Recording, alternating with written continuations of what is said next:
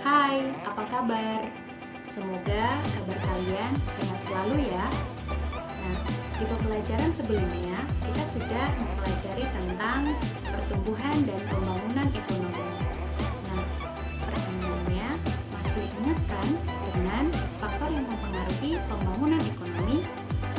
Ya, salah satunya adalah kualitas dan kuantitas tenaga kerja dan penduduknya. Jadi, materi kita pada hari ini adalah ketenagakerjaan.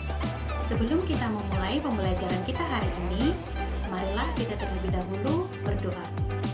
Berdoa dimulai. Berdoa selesai. Adapun tujuan pembelajaran kita pada hari ini adalah yang pertama, mendeskripsikan masalah-masalah ketenagakerjaan yang ada di Indonesia. Yang kedua, memahami berbagai upaya di dalam mengatasi masalah-masalah ketenagakerjaan tersebut. Sebelum kita mengetahui masalah-masalah tenaga kerja yang ada di Indonesia, kita pahami dulu komposisi daripada penduduk dan tenaga kerja itu sendiri. Nah, penduduk terbagi atas dua bagian. Bagian yang pertama adalah penduduk usia kerja. Bagian yang kedua adalah penduduk di luar usia kerja. Penduduk usia kerja terbagi atas angkatan kerja dan bukan angkatan kerja. Yang angkatan kerja terbagi atas yang menganggur dan bekerja. Sementara yang bukan angkatan kerja yaitu adalah pelajar yang sedang sekolah, ibu rumah tangga, dan penerima pendapatan. Yang menganggur terbagi atas setengah menganggur dan pengangguran penuh. Idealnya, jumlah tenaga kerja yang ada sesuai dengan kesempatan kerja yang tersedia. Nah, faktor-faktor apa sih yang mempengaruhi kesempatan kerja itu? Yang pertama adalah usia tenaga kerjanya. Yang kedua adalah tingkat pendidikan atau keterampilan. Yang ketiga adalah lapangan kerja yang tersedia. Yang keempat adalah jumlah angkatan kerjanya.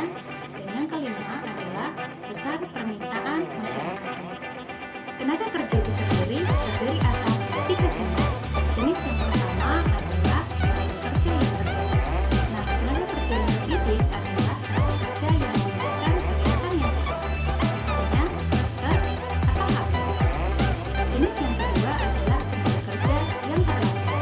Nah, tenaga kerja yang terlatih ini adalah tenaga kerja yang membutuhkan pelatihan dan pengalaman yang khusus, misalnya pilot, pemain sepak bola, dan yang lainnya. Sementara jenis yang ketiga adalah tenaga kerja yang tidak terdidik dan tidak terlatih. Ini adalah tenaga kerja yang tidak membutuhkan pendidikan dan pelatihan yang khusus, misalnya tukang sampah, kuli bangunan, atau pekerja. Kita akan melihat gambaran ketimpangan tenaga kerjaan di Indonesia melalui video berikutnya. Terbatasnya kesempatan kerja menjadi penyebab ketimpangan di Indonesia. Angka pengangguran di Indonesia masih tinggi. Tingkat partisipasi angkatan kerja juga masih rendah. Bahkan rasio Gini Indonesia pun tinggi. Ketimpangan ini adalah peringkat keempat terburuk di dunia. Pada akhir 2017 hingga awal 2018, Infit mengadakan survei persepsi warga untuk mencari akar masalah ketimpangan. Survei barometer Infit menunjukkan minimnya kesempatan kerja merupakan salah satu penyebab terjadinya ketimpangan ekonomi. Selain itu, Infit dan Perkumpulan Prakarsa juga mengadakan penelitian tentang kerja layak pada tahun 2017. Penelitian ini dilaksanakan di 5 daerah melibatkan 787 responden menggunakan mixed method. Penelitian menemukan bahwa keterampilan yang tinggi mampu memperkuat nilai tawar pekerja pada bursa ketenagakerjaan. Dan masih banyak masalah pelanggaran hak ketenagakerjaan. Menurut Bank Dunia, ada 4 penyebab terjadinya ketimpangan, yaitu ketimpangan kesempatan antara keluarga kaya dan keluarga yang miskin, ketimpangan kesempatan kerja antara pekerja terampil dengan pekerja tidak terampil. Konsentrasi kekayaan pada kaum elit.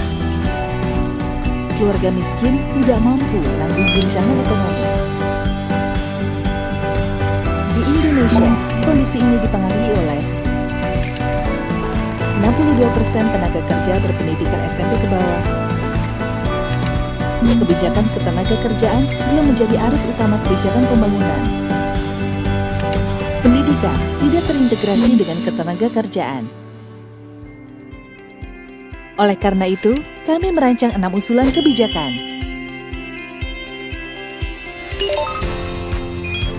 Meningkatkan anggaran untuk pendidikan dan pelatihan melalui relokasi anggaran pendidikan. Meningkatkan investasi bagi para pekerja. Meningkatkan investasi bagi perusahaan mikro, kecil, dan menengah. Meningkatkan peran multi pihak dalam pelatihan kerja.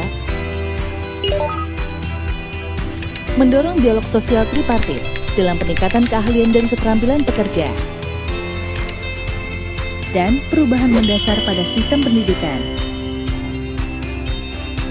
Usulan kebijakan ini membutuhkan komitmen dan kesadaran bersama akan pentingnya pelatihan vokasi inklusif bersama pemerintah pusat dan daerah, serikat pekerja, masyarakat sipil, serta pelaku usaha, termasuk pelaku usaha kecil dan menengah di Indonesia. Mengurangi kesenjangan dengan melawan ketimpangan.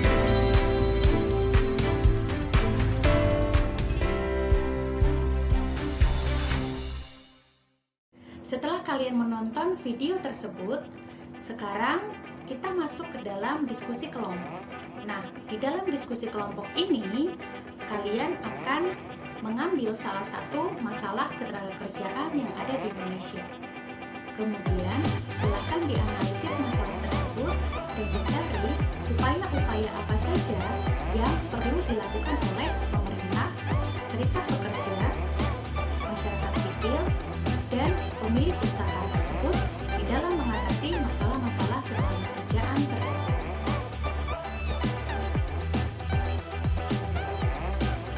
Setelah mempelajari ketenagakerjaan ini, kira-kira apakah ada yang bisa memberikan kesimpulan dari pembelajaran kita hari ini?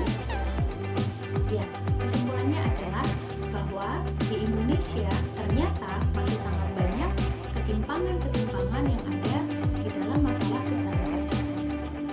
Perlu adanya upaya-upaya dari pemerintah, serikat pekerja, masyarakat sipil, dan pemilik usaha di dalam mengatasi masalah-masalah ketenagakerjaan itu sendiri.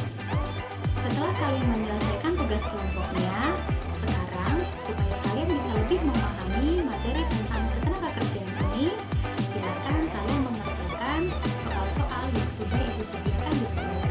Setelah soalnya diselesaikan, jawabannya dikumpulkan atau disubmit di Schoology ya. Demikian pembelajaran hari ini.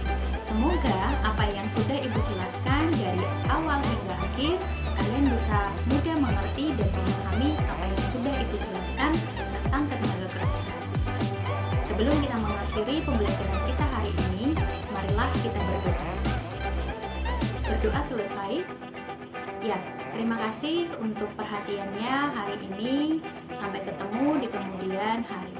Terima kasih.